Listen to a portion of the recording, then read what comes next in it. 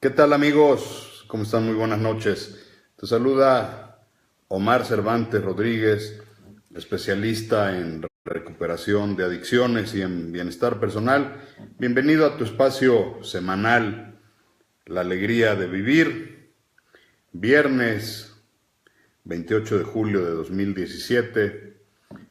Vamos a empezar una transmisión más de este programa que semana a semana, gracias a Dios, de manera ininterrumpida, tiene como objetivo responder algunas de tus inquietudes respecto a las adicciones, la codependencia y el mundo que rodea todo esto. Vamos a dar un par de minutos en lo que nos conectamos en la computadora y esperar que se reúna algunas gentes para, pues ya sabes, la mecánica durante el programa. Todo lo que sea preguntado vamos a tratar de responderlo de la mejor manera. Si hay algún tema que requiera de consulta, con mucho gusto lo abordaremos la siguiente sesión. Además de que, por supuesto, vamos a tocar algunos de los temas que en privado algunas gentes me hicieron el favor de... Perdón por la falla en la comunicación, pero bueno, ya estamos aquí, esperemos que tengamos una buena señal y te invitamos a que te unas en esta transmisión semanal.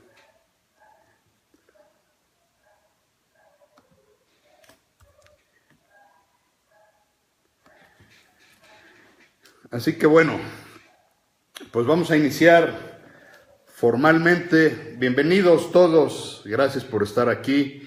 Las personas que nos ven en vivo, sabes que nuestra manera de pensar es que donde dos o más se reúnen, ahí está la presencia de Dios, del poder superior, como cada quien lo conciba. Así que con una persona que se una, más la gente que nos hace favor de seguirnos en nuestras redes sociales, con mucho gusto cumplimos este objetivo. Te recordamos que estos videos los puedes consultar en nuestro canal de YouTube, que es Omar Cervantes Recuperación en Adicciones y Bienestar Personal. También nos puedes checar en nuestra página de Google+, en tu página de Facebook, y también nos puedes seguir en Twitter, en Instagram e incluso en nuestro espacio de todopuebla.com. Vamos a empezar esta semana, tenemos un tema muy interesante, vamos a hablar de prevención de recaídas. ¿Qué es la prevención de recaídas? ¿Qué son las recaídas? Algunos focos rojos que nos pueden alertar de una posible recaída si estás en rehabilitación o si tienes algún familiar o conocido que esté pasando por este proceso.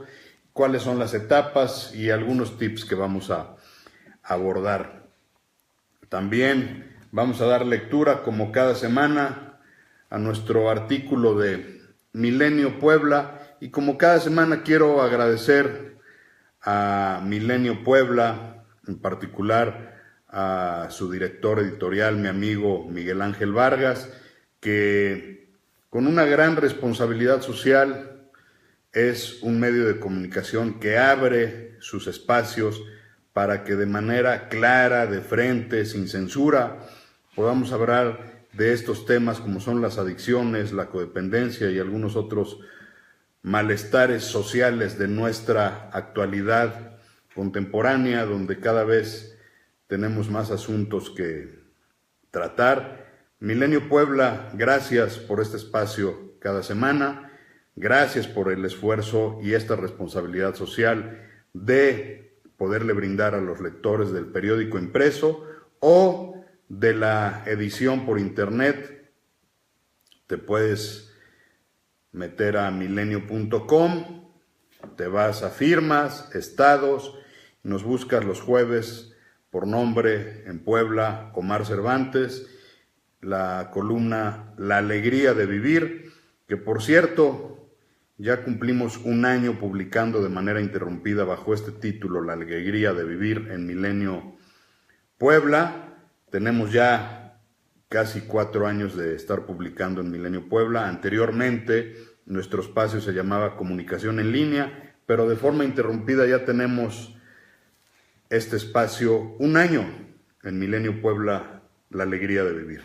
Y esta semana en La Alegría de Vivir en Milenio Puebla, el título de nuestro artículo se llamó Del círculo vicioso al círculo virtuoso. El camino de la recuperación de las adicciones es de cambios, de conversión y de una nueva forma de ver la vida. Como lo definió uno de nuestros seguidores de las redes sociales, es el tránsito del círculo vicioso al círculo virtuoso. Comillas. Es decir, todo lo que te puedes perder por el exceso, a cambio de sentirte bien. Perdón, nuevamente una falla en internet. Ya pusimos el uso de datos directo para que la red inalámbrica, que posiblemente esté saturada, no nos esté ocasionando esto. Continuamos leyendo el artículo de Milenio. Así lo definía nuestro amigo Gabriel Yáñez, instructor de fitness, padre de familia y seguidor de nuestras redes sociales. Con sus palabras y en su idea, nada más cercano a la realidad de lo que vive un adicto cuando decide rehabilitarse y comienza a recuperarse. Quizás sea por ello por lo que muchas clínicas de rehabilitación o grupos de ayuda mutua llevan en sus nombres los verbos renacer, vivir, resurgir y similares, porque en efecto es dejar atrás el círculo que giraba alrededor de una vida ingobernable por el consumo descontrolado de alcohol o de drogas y conductas adictivas para literalmente volver a nacer a una nueva existencia. En los modelos residenciales terapéuticos, uno de los objetivos es justamente devolverle al adicto una estructura sana de vida que sustituya el consumo por nuevas actividades que lo mantendrán lejos de la adicción. Sesiones de educación física, meditaciones, actividades terapéuticas grupales, psicoeducación, charlas informativas y de prevención, terapia individual, sesiones de grupo de 12 pasos, con terapia, actividades deportivas de equipo, cine, convivencia entre pares e incluso en algunas parrilladas o domingos de recreación, responsabilidades como lavar su ropa, orden en su recámara y horarios fijos de comida, con reglas de estancia muy claras, son algunas de las tareas que incluyen las clínicas de rehabilitación, que además de su alto contenido sanador para los internos, los preparan para que cuando salgan y tengan que enfrentar la vida real, puedan tener un proyecto integral.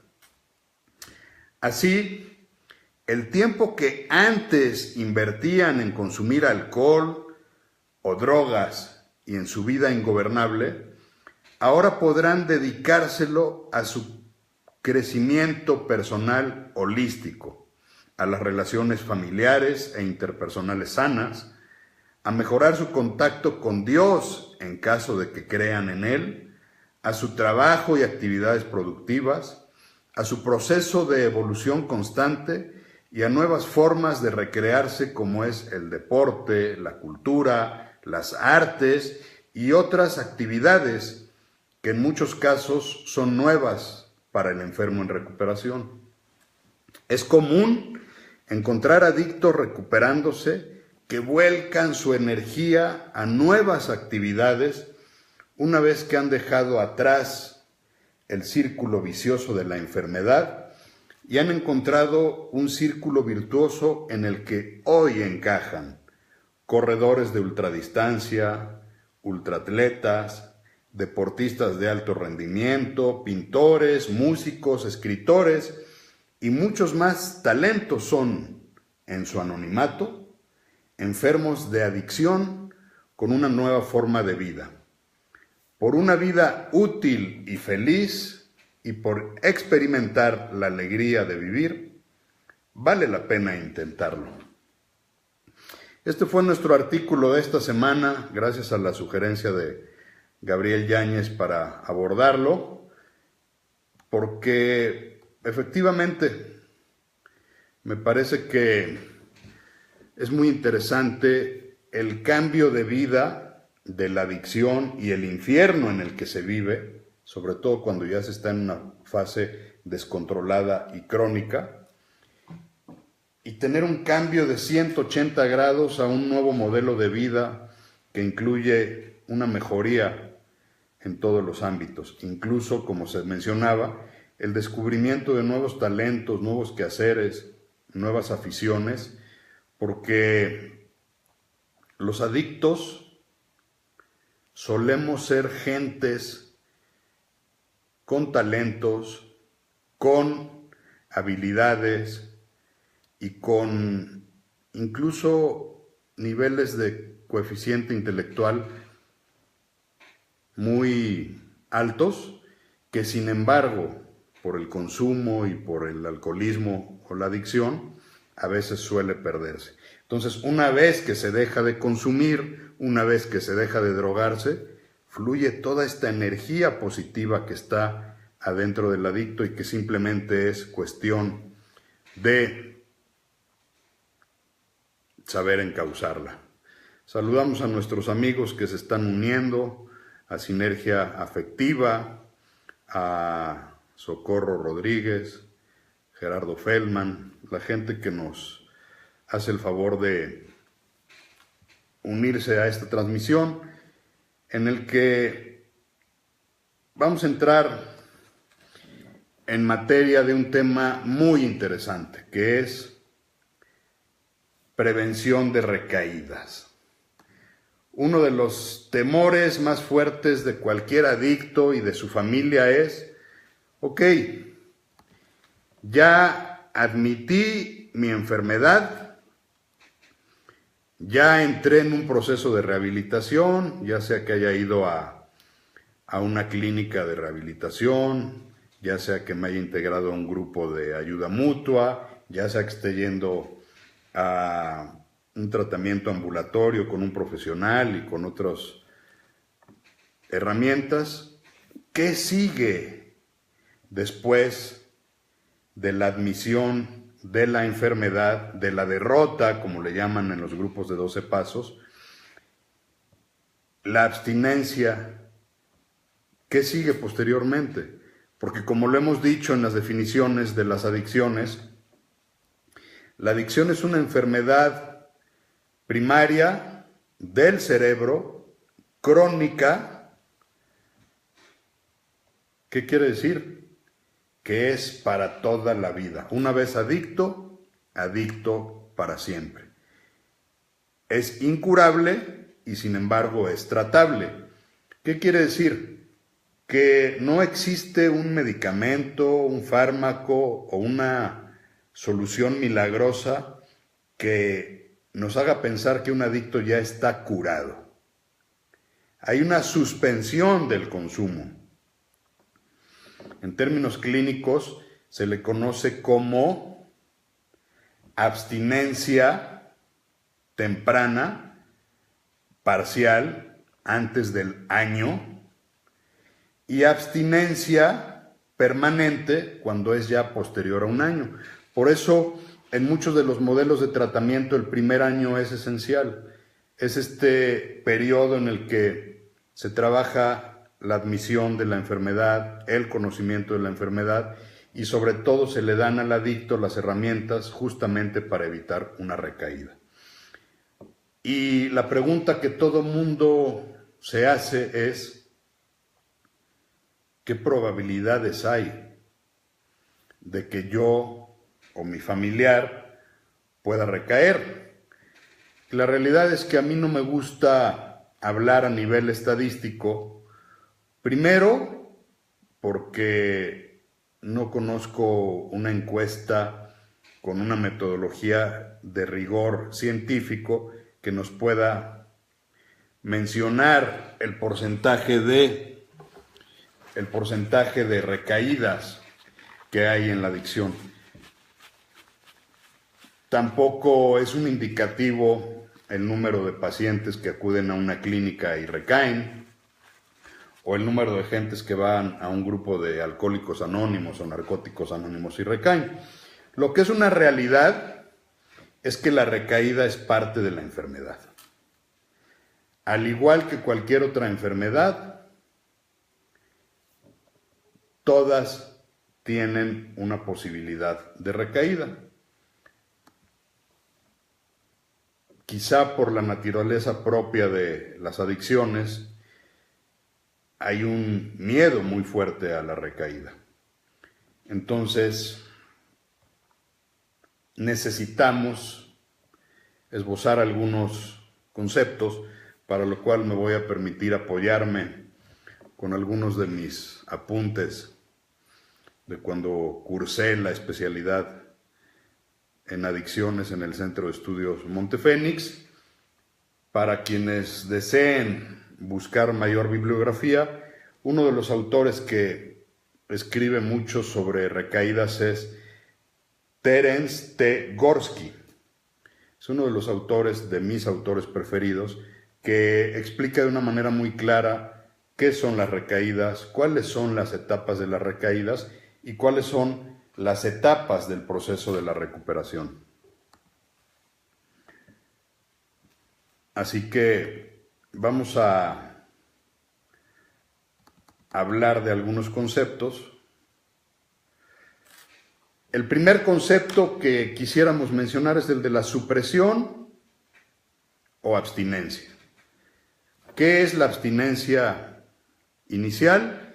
Es cuando el adicto deja de consumir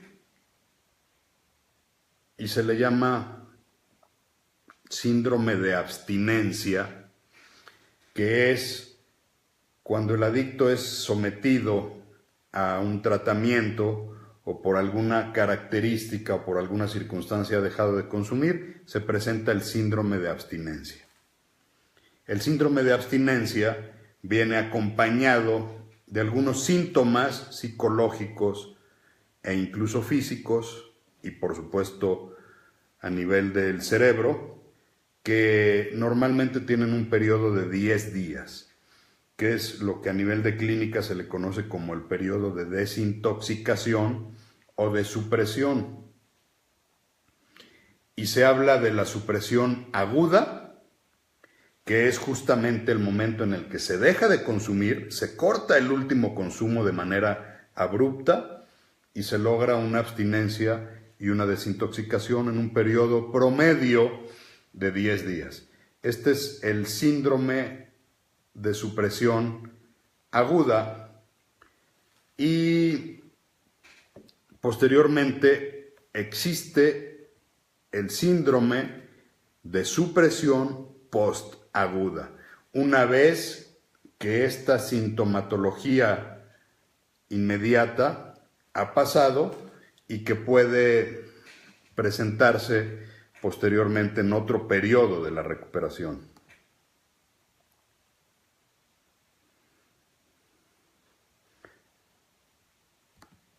Vamos a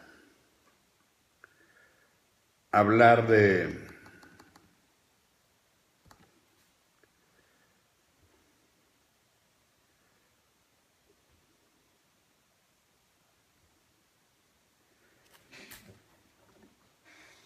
la supresión aguda y la supresión postaguda.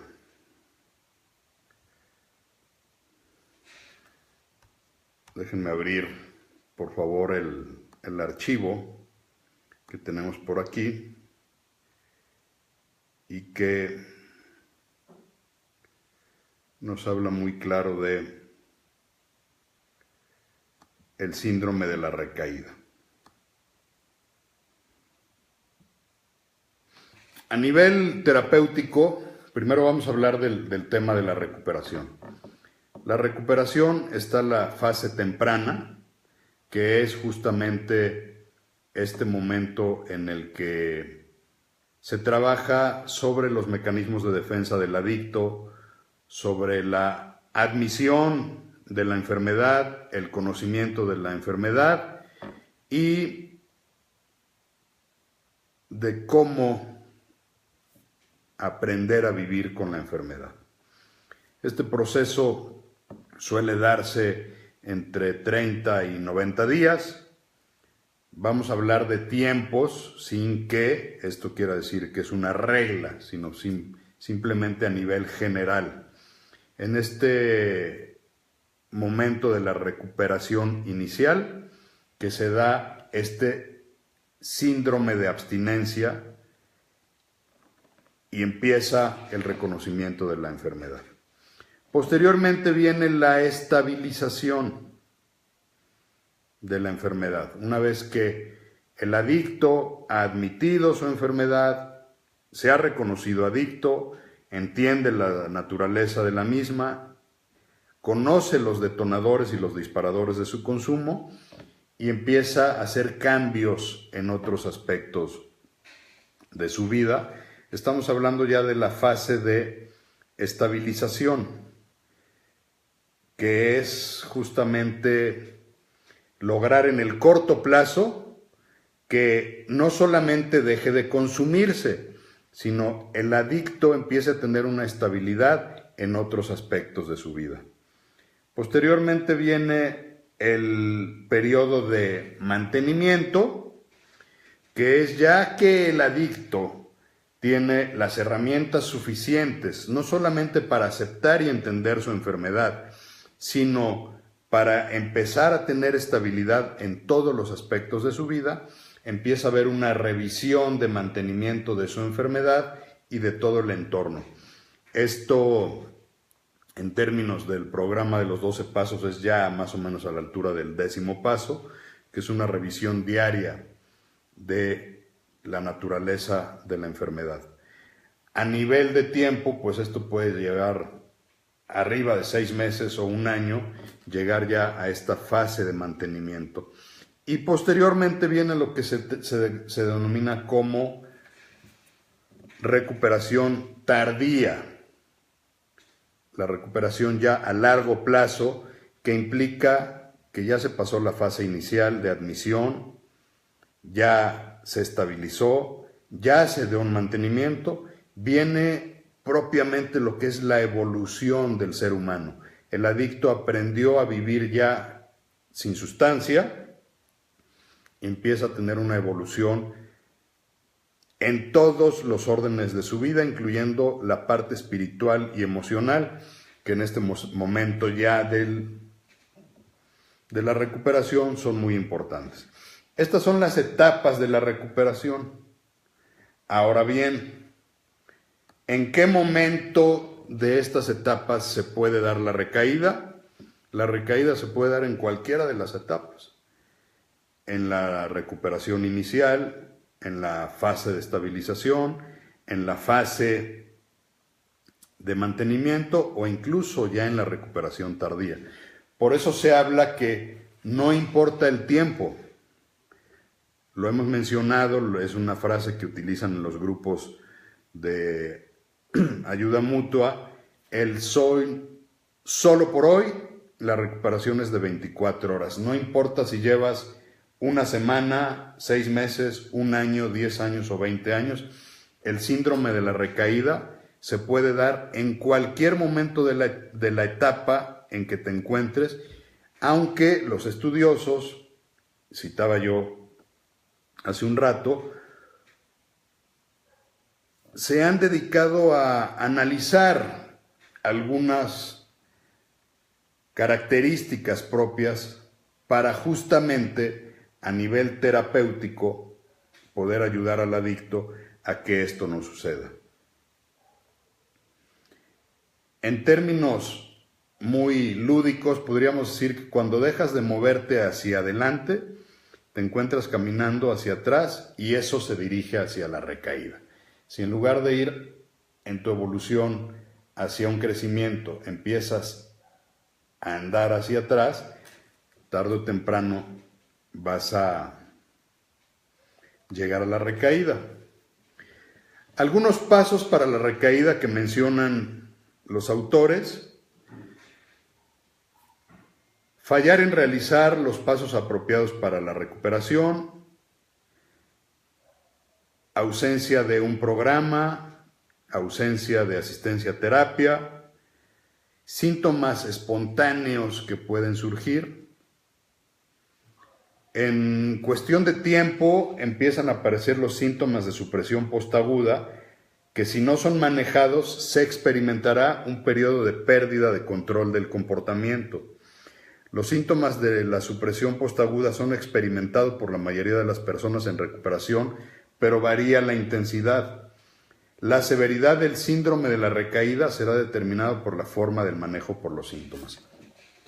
Recordemos que la enfermedad es multifacética, es de origen cerebral, es una enfermedad del cerebro, es una enfermedad originada por una nueva forma de funcionar de los neurotransmisores del cerebro, que ya lo hemos comentado, pero también es física, orgánica y emocional. Y en la parte tanto física como emocional, después de algún tiempo de dejar de consumir, empiezan a presentarse situaciones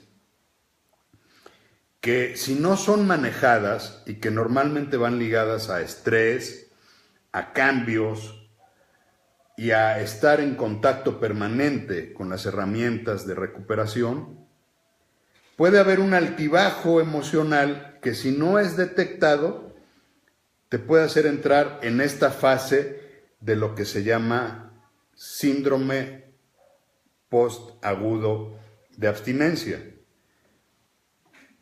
He escuchado muchas veces que dicen: no, pues tú ya llevas 6 meses, ya la libraste.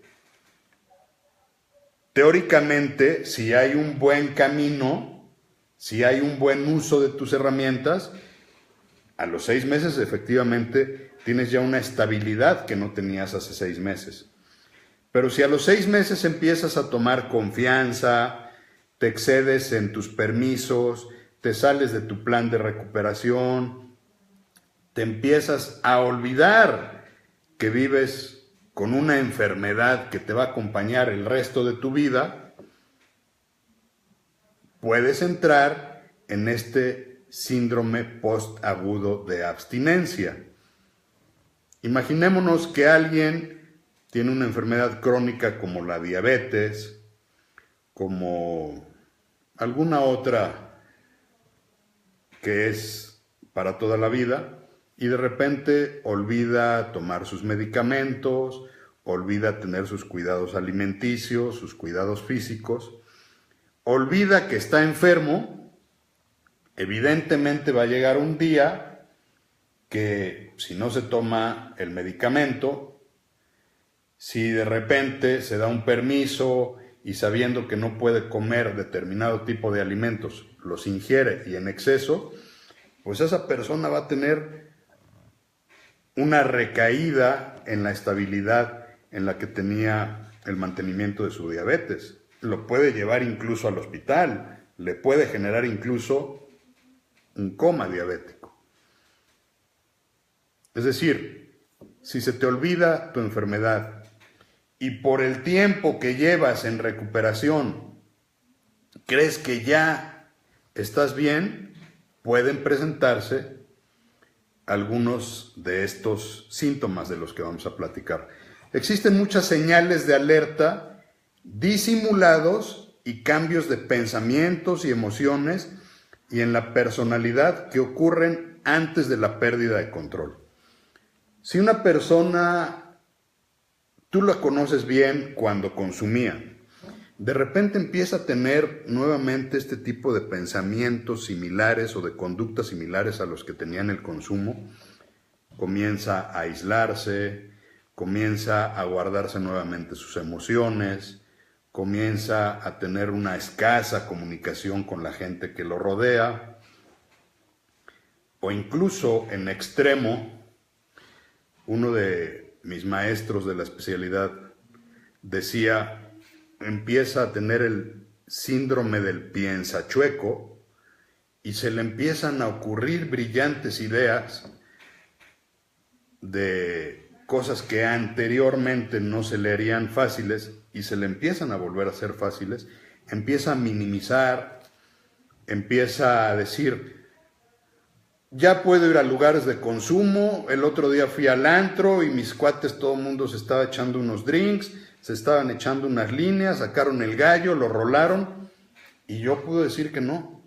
Y si esta persona se descuida y empieza a asistir y asistir y asistir a este tipo de lugares sin cuidados, sin los cuidados respectivos,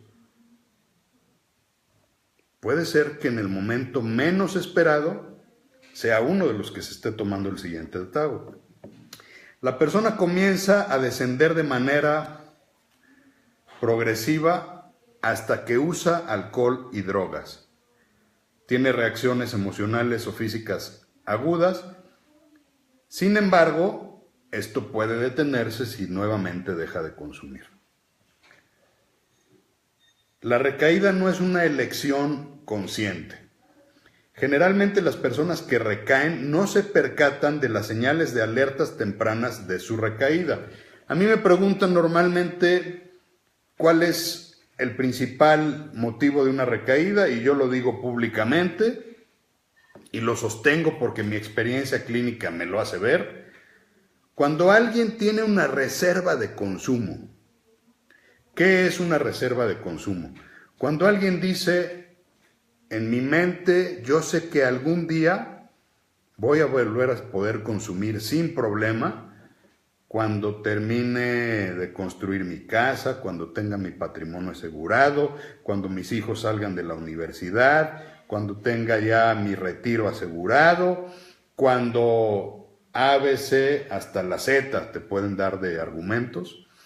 Y entonces te pueden decir, en ese momento yo creo que ya me voy a poder tomar unos tragos, que me voy a poder fumar un gallito de marihuana recreativamente, o que voy a poder jugar a un casino, en caso de los ludópatas, sin descontrolarme. Cuando hay esta reserva de consumo, y esta reserva a veces dura muchos años, es muy alta la probabilidad de que el adicto tarde o temprano va a volver a consumir. En el libro azul de Alcohólicos Anónimos viene esta historia que es muy famosa en los grupos de 12 pasos, sobre esta persona que paró su consumo a los 30 años en medio de un caos como la de todos los alcohólicos, dejó de beber por 25 años y ya cuando tenía su vida económicamente, familiarmente, socialmente resuelta, un buen día, como dice el libro de AA, se puso las pantuflas, descorchó la botella, se le hizo fácil tomarse el primer trago y en 6 meses estaba peor que como había estado hace 25 años que había dejado de beber. ¿Qué pasó en este caso? Había una reserva consciente de que algún día iba a volver a consumir. Entonces, uno de los síntomas que sí son conscientes y que sí son tangibles es cuando alguien te dice, yo lo voy a dejar unos 10 años, pero dentro de unos 10 o 15 años, cuando cumpla 50, 60, 70, me voy a echar unas o me voy a dar el permiso. Esta gente eventualmente tiene una gran posibilidad de estar recayendo. Pero ¿qué pasa con los que sí están convencidos de que no pueden volver a consumir y que también recaen? Aquí ya nos estamos moviendo a nivel inconsciente. Ya no es una elección el hecho de algún día voy a volver a recaer, sino ya las señales se desarrollan a un nivel inconsciente. Generalmente el proceso comienza con un cambio que puede ser un evento externo que te fuerza a responder de alguna manera, puede también ser un cambio en el pensamiento o en las actitudes. Pongamos ejemplos prácticos. Una persona que en su proceso de recuperación, independientemente del tiempo que lleve, pierde su empleo, pierde su patrimonio, vive la muerte de un ser querido, se saca la lotería, mejora su economía, se divorcia, en fin, eventos que son naturales y normales de la humanidad y de la condición humana, pero que a un adicto el cambio les puede generar un estado emocional inconsciente, que incluso puede traer un cambio en su manera de pensar o en las actitudes que está teniendo.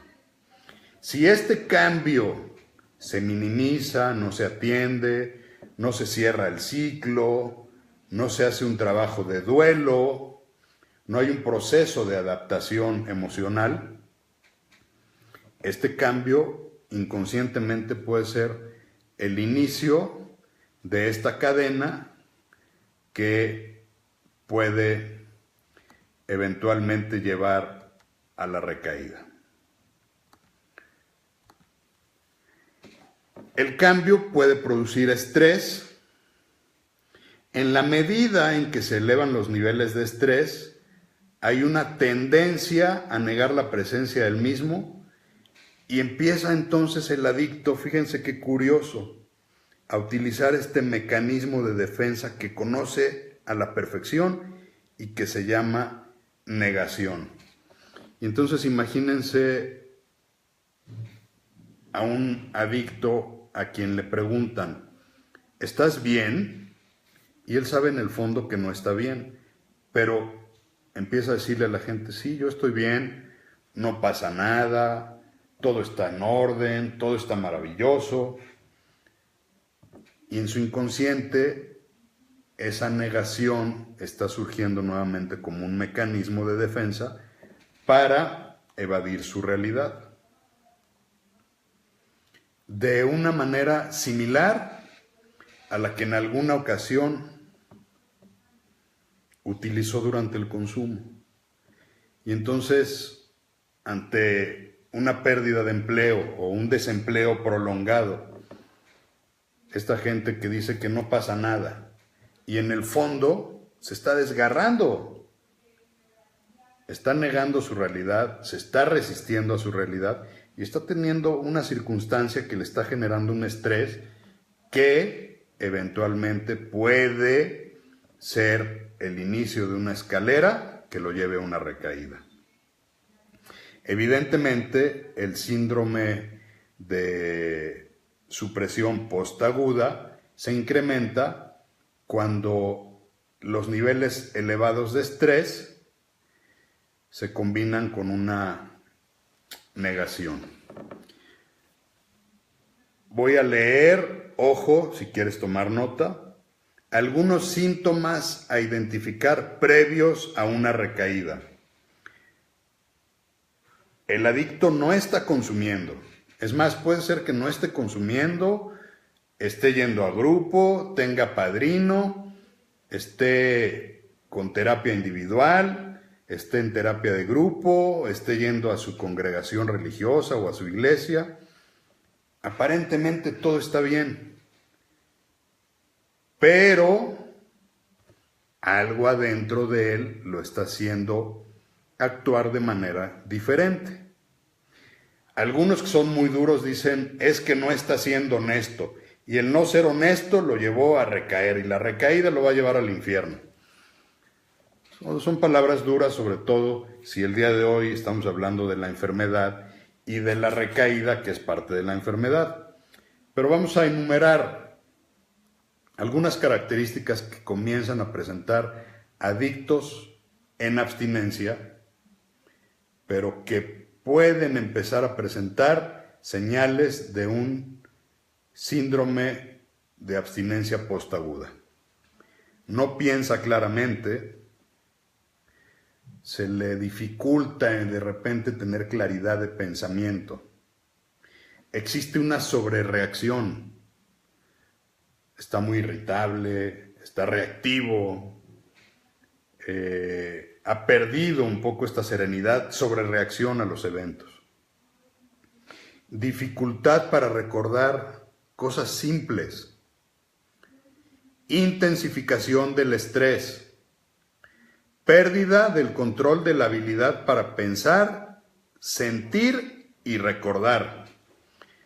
Pérdida del control del comportamiento. De repente un día se sale de sus casillas, pierde la compostura, pierde la cordura. Experimentación de cambios en el comportamiento como empezar a tratar diferente a las personas, relacionarse de forma diferente. Se rompe la estructura social, se rompe la estructura de vida. ¿A qué le llamamos con se rompe la estructura social? A la gente que le estaba haciendo de apoyo empieza a aislarse nuevamente, deja de ir a grupo, deja de frecuentar a los amigos, se empieza a aislar. Rompe la estructura de vida, deja de hacer ejercicio, deja de hacer su alimentación adecuada, empieza a espaciar sus visitas con su terapeuta, su especialista, deja de asistir a grupo, en fin, empieza a cambiar los hábitos que le estaban dando la estabilidad en la recuperación. Cambio de rutinas, de repente pierden el sueño, descuido y evitación de planes de recuperación. Le dices, ve a grupo, no, ya estoy hasta la madre del grupo, perdónenme la palabra. Oye, es que ve con tu terapia, llevas 2 semanas de no ir. Ya no quiero saber del terapeuta, ya estoy cansado, ya llevo 6 meses de ir, me voy a tomar un descanso. Pérdida del control de juicio. Piensa chueco, que citaba yo anteriormente, que decía mi maestro. Y entonces de repente se le hace fácil sustraer un dinero que no es suyo, mentir, correr riesgos de manera innecesaria, las mismas cosas que hacía cuando consumía, pero sin consumo. Aquí en este momento yo lo emparejo ya con lo que hablamos hace algunos programas, el síndrome de la borrachera seca. Ya hay una pérdida en el juicio, aunque todavía no se consume. Dificultad para la toma de decisiones. ¿Qué quiere decir?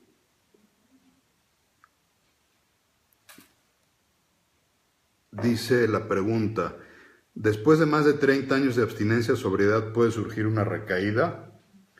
Sí, y ahorita voy a ampliar en este sentido.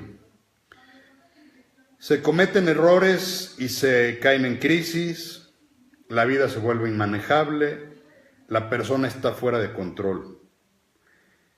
Existe la capacidad de ver que no se está en control y esto lleva a las creencias de que se puede enloquecer o buscar otras opciones como el suicidio, lesiones, accidentes serios, colapso nervioso, físico, emocional, migrañas.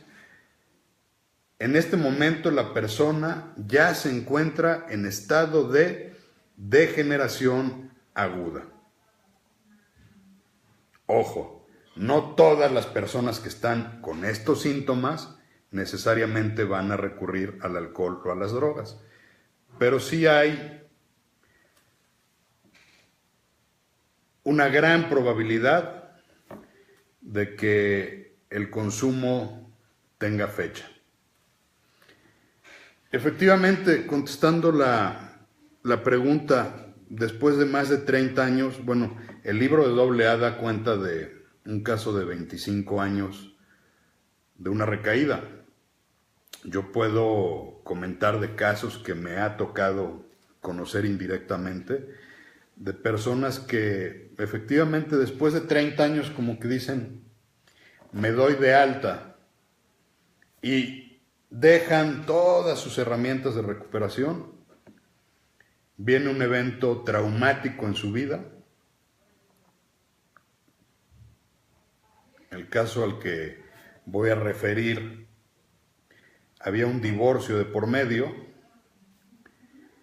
Además del divorcio, esta persona se relaciona con una mujer más joven a quien le gusta el consumo, y esta mujer, en la etapa de conquista, ante una persona que está vulnerable, que ya no está, digamos, bajo la guardia, ya no está yendo a grupo, ya no está siguiendo en su evolución permanente de crecimiento personal, ha tenido un divorcio y tiene una ruptura, no ha vivido su duelo y empieza a relacionarse con una mujer que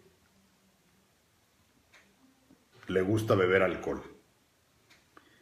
El final de esta historia, ambos terminaron desarrollando el alcoholismo. Él recayó y ella, en la coadicción, lo siguió. Entonces, por eso dicen que no es el tiempo en años, sino es justamente la calidad de la recuperación y sobre todo la detección de este tipo de síntomas las que te pueden llevar a una recaída. Voy a comentar una anécdota personal mía propia. Hace 3 semanas, muy reciente, la muerte de mi madre. En grupo terapéutico, uno de los consultantes me dice: oye, ¿y ahora que murió tu mamá, no te dieron ganas de echarte un trago? ¿Volverías a tomar? Entonces yo con toda seguridad dije, pues el día de hoy no, porque conozco la naturaleza de mi enfermedad, porque conozco mi mentalidad obsesiva compulsiva y porque yo sé que si vuelvo a beber el día de hoy no va a ser una recaída leve, me voy a ir hasta el fondo. Entonces, además yo sé que bebiendo no voy a resolver en nada la muerte de mi madre, mejor prefiero vivir mi duelo y no evitar o evadir las emociones que ello me traen. Y después me replica y me dice, bueno, ok, pero por ejemplo, ¿no se te antojaría fumar marihuana? Pues tu problema principal era con el alcohol. ¿No experimentarías con marihuana? Yo le dije, mira, la marihuana la probé cuando era muy chavo y no me gustó. Pero además, vuelvo al tema, no voy a evadir los síntomas de un duelo a través de una sustancia, porque finalmente ni voy a arreglar nada, y además, conociendo mi rasgo obsesivo compulsivo, en 6 meses o en un año voy a desarrollar la adicción a la marihuana.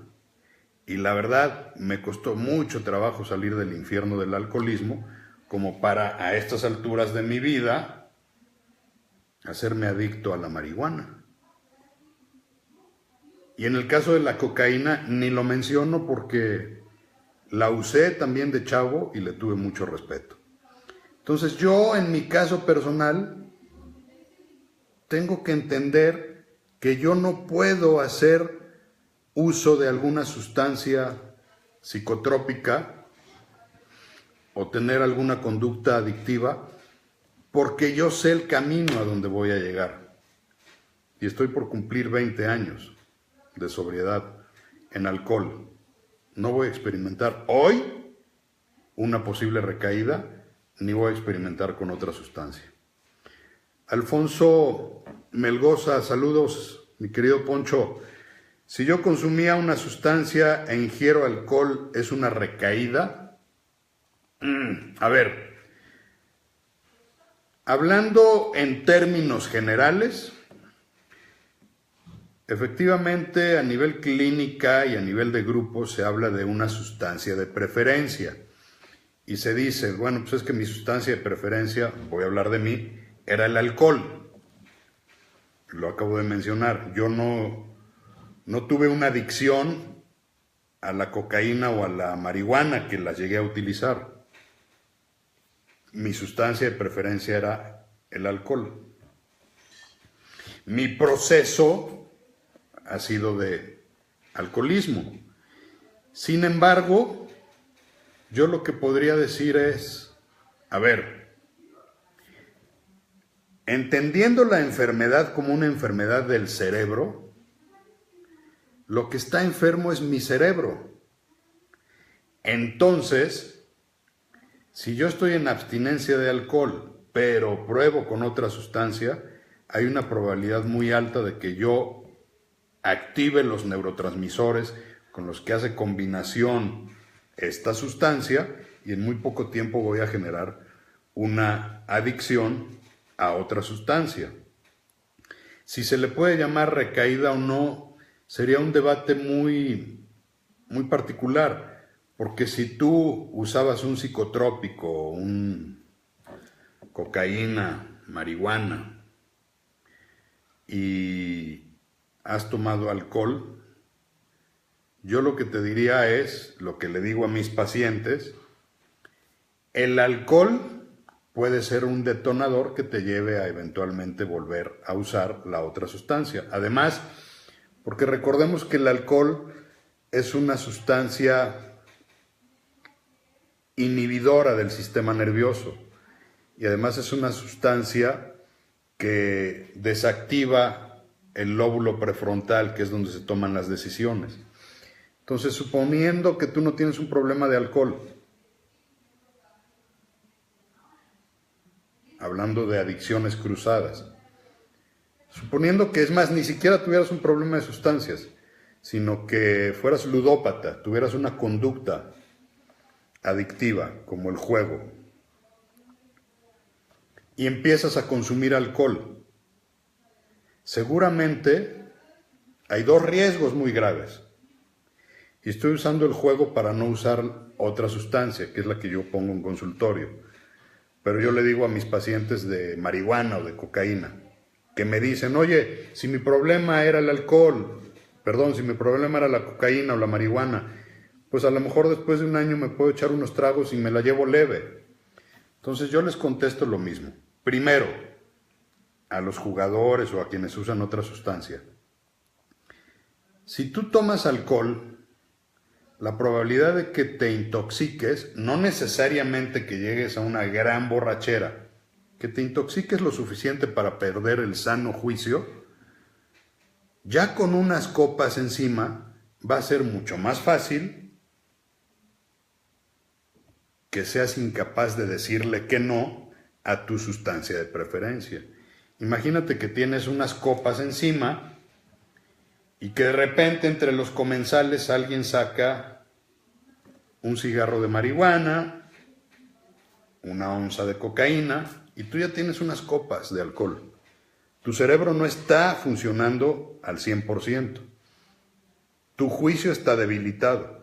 Es mucho más probable que el alcohol te lleve a tu sustancia de preferencia y digas, pues total, ¿qué tanto es tantito? Y ya, sin el sano juicio mermado por el alcohol, puedas recaer en tu sustancia de uso preferencial. O si eras jugador, ya con unas copas encima, en Las Vegas, digas, me voy a gastar nada más lo que traigo. Si verdaderamente tienes la adicción, te estás poniendo en un riesgo muy grave. Ahora bien, suponiendo que aún con alcohol le puedes decir que no a tu sustancia de preferencia o a tu conducta adictiva de consumo. Lo que le digo a mis consultantes en privado. Es que yo me voy a querer tomar unas copas para sentirme bien. Le dije, bueno, estás buscando el mismo efecto que usabas, vamos a hablar de un consumidor de marihuana, estás buscando el mismo efecto que te daba la marihuana, pero ¿qué crees? Que el alcohol, a través del sistema dopaminérgico, efectivamente va a activar tus neurotransmisores y a lo mejor vas a necesitar más cantidad de alcohol para lograr el efecto que usabas con la otra sustancia. Con tu cerebro adicto va a ser muy probable que en muy poco tiempo estés desarrollando una adicción al alcohol. Insisto, el que enfermó fue el cerebro. Ojalá el cerebro se dividiera en departamentos y dijera, este está enfermo, pero estos dos están intactos. Lo pongo con el tabaco, que también es una droga.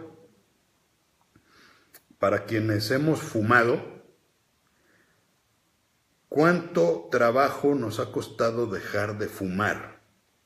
A veces es más fuerte dejar de fumar que dejar de beber. ¿Y cuántas recaídas ha habido, en mi caso, en el tabaco? Y cuando yo dejé de beber, quizá no era mi sustancia de preferencia. Sin embargo, mi cerebro adicto, lo platicaba hace rato en una charla, decía, una de las características que tenemos los adictos es que nos quitaron el chip del hasta aquí o ya no gracias o me retiro. Ese chip que la gente normal tiene de decir ya no gracias, a nosotros nos los quitaron. Tenemos rasgos compulsivos. Yo cuido mucho mi alimentación por el deporte que practico. Pero cuando estoy fuera del régimen, me puedo ir a un buffet y como gordito en tobogán, hasta que me duela el estómago, porque no sé decir ya, gracias. Mis recaídas en el tabaco han sido de un cigarro robado a alguien, me lleva a la tienda de la esquina, para no decir marcas, y al día siguiente me estoy fumando una cajetilla. ¿Cuántos adictos no conocemos que empiezan a hacer deporte, tienen un par de tenis y al día siguiente van a la tienda y se compran 10 pares de tenis y 10 shorts y 25 playeras? Hay un rasgo compulsivo que tenemos los adictos. Entonces, para terminar, Poncho, yo te diría, no puede haber una recaída si el alcohol no era tu sustancia de preferencia. ¿Hay una recaída mental? Sí, sí hay. ¿Y hay este síndrome de abstinencia postaguda? Sí, sí hay. ¿Y el consumo de otra sustancia te puede llevar eventualmente a regresar a la que consumías o a que desarrolles una nueva adicción? Espero haya sido explícito en mi respuesta. Pero bueno, vamos a hablar ahora. Ya vimos los síntomas que pueden predisponer la presentación de síntomas que nos pueden llevar a la recaída. Vamos a hablar ahora, como dicen, del trapito y del remedio. ¿Qué hay que hacer cuando se detectan estos síntomas que de todos los adictos son normales? Platicaba ayer con alguna persona que conoce también del tema y me decía, Bill W., el cofundador de Alcohólicos Anónimos, tuvo periodos depresivos muy graves.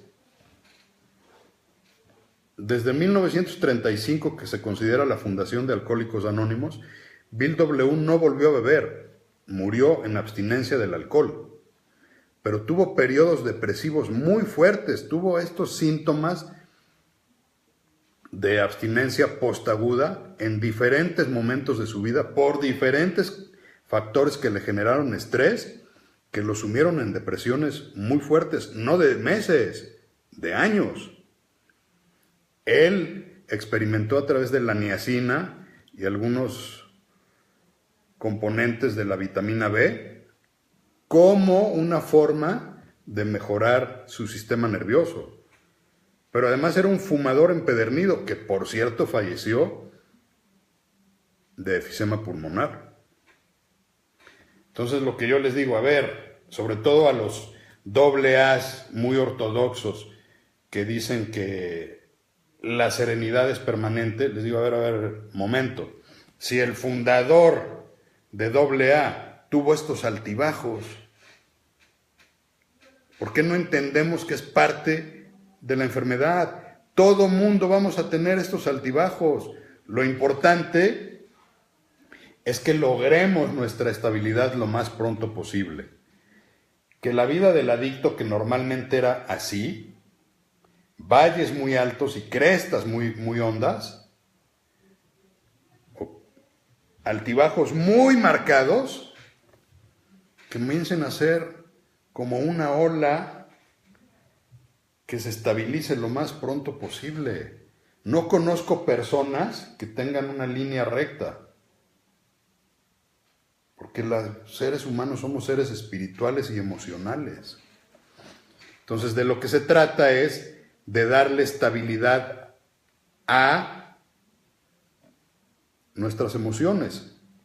Y un dato adicional, las estadísticas indican que los cambios eufóricos en el sexo masculino son unos de los detonadores de estrés más grandes que eventualmente nos pueden llevar a una recaída. En otras palabras, los hombres, hablando de varones, no sabemos lidiar con el éxito. El éxito nos da autoconfianza y la autoconfianza nos genera estrés y una posible recaída, por lo menos emocional.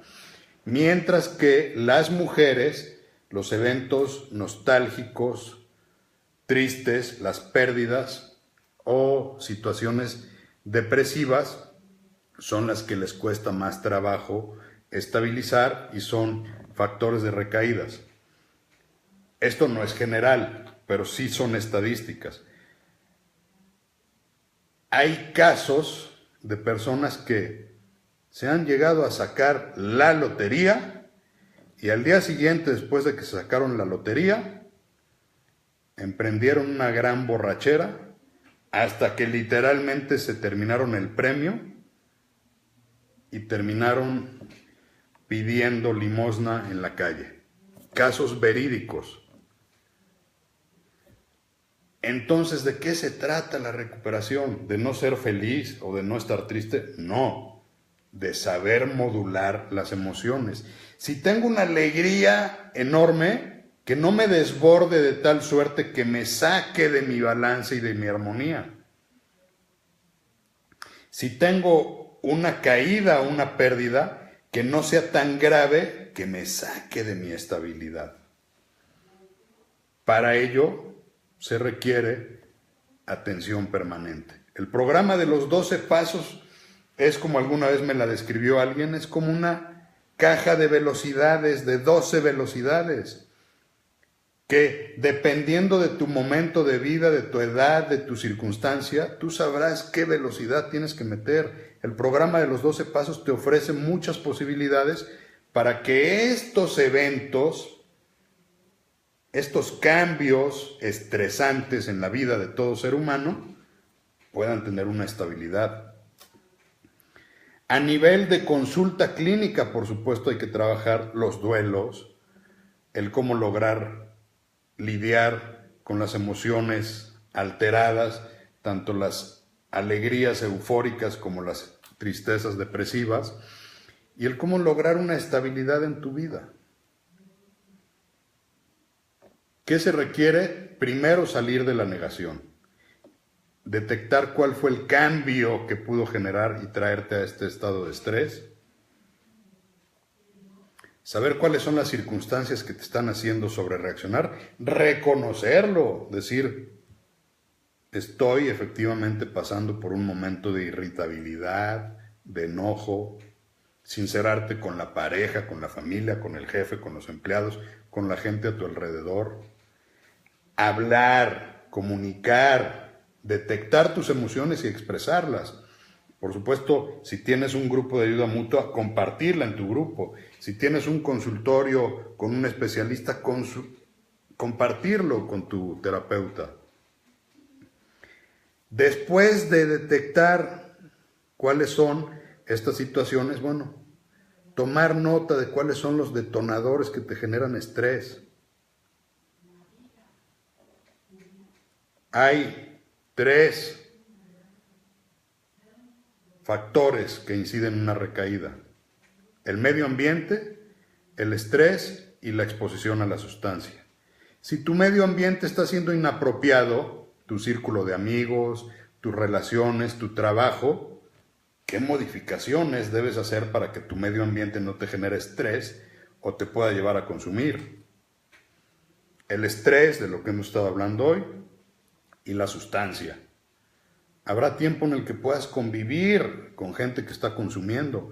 Habrá veces que no, y no es de tiempo, sino porque simplemente tu condición emocional ese día no te es propicia para estar con alguien que se está echando unos tragos.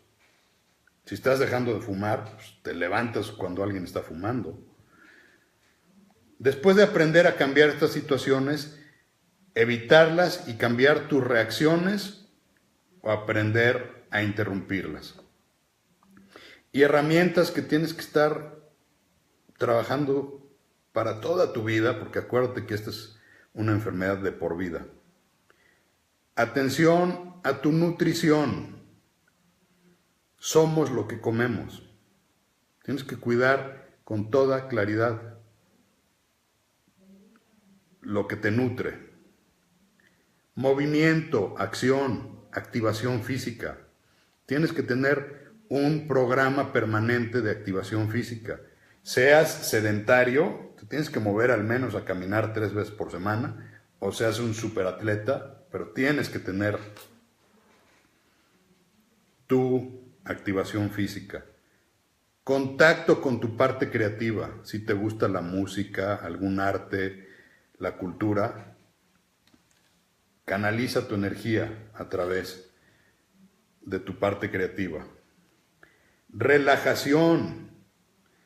Las técnicas de meditación, el famoso mindfulness que está actualmente de moda, la meditación como una forma de nivelar tu estrés. Tu espiritualidad, entendiendo por espiritualidad tu forma de ver la vida, no estamos hablando de religión. Por supuesto, si tienes una religión, acude a tu religión, pero si no tienes una religión, tu crecimiento espiritual como este crecimiento evolutivo del ser humano, el despertar de la conciencia. Y una vida equilibrada, la cruz de la sobriedad. Recuperación, familia, trabajo o responsabilidades y sana recreación. Tienen que estar en equilibrio. Si por el trabajo dejas de atender a la familia, la recuperación y tu vida recreativa, vas a caer en un estrés, en el fenómeno del burnout.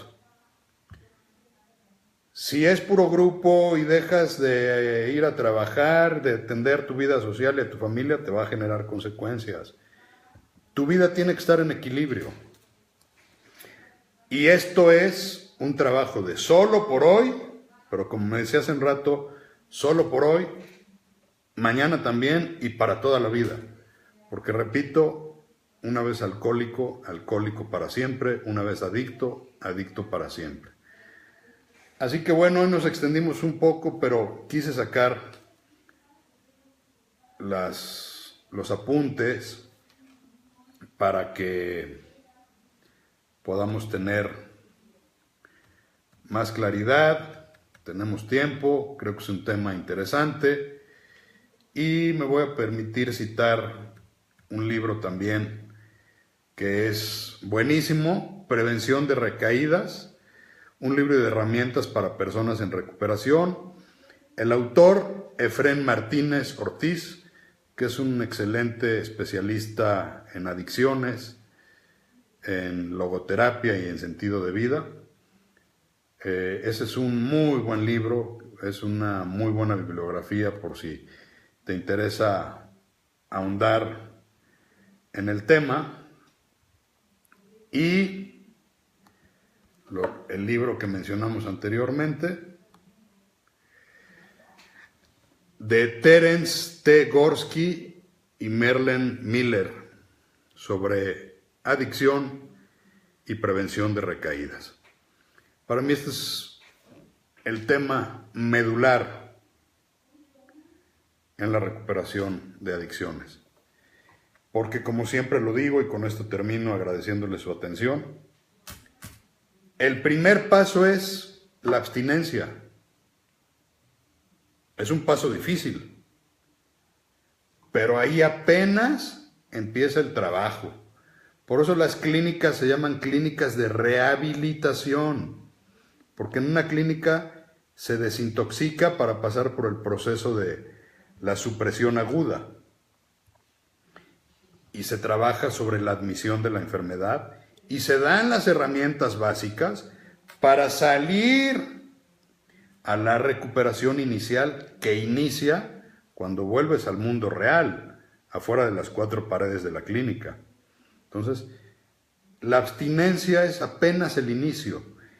El resto del proceso, la recuperación inicial, la estabilización, el mantenimiento y la recuperación tardía, son para toda la vida, como también para toda la vida están posibles los factores que te pueden llevar a recaer. Por supuesto, con un buen programa de recuperación y con el tiempo y con las herramientas, pues es más fácil hacerle frente. En mi caso, contestándole a este amigo cuyo anonimato me reservo, pero que me dijo, ¿tú volverías a consumir? Hoy no pasa por mi cabeza volver a consumir, porque ya estuve en el infierno de la adicción y hoy, con todas las vicisitudes que presenta la vida, prefiero estar buscando la alegría de vivir. Gracias por su atención, espero haya sido esta información de utilidad. Nos vemos la próxima semana, estaré pendiente de sus mensajes para ver de qué platicamos el próximo viernes. Cuídense mucho, Dios los bendiga. Los veo la próxima semana.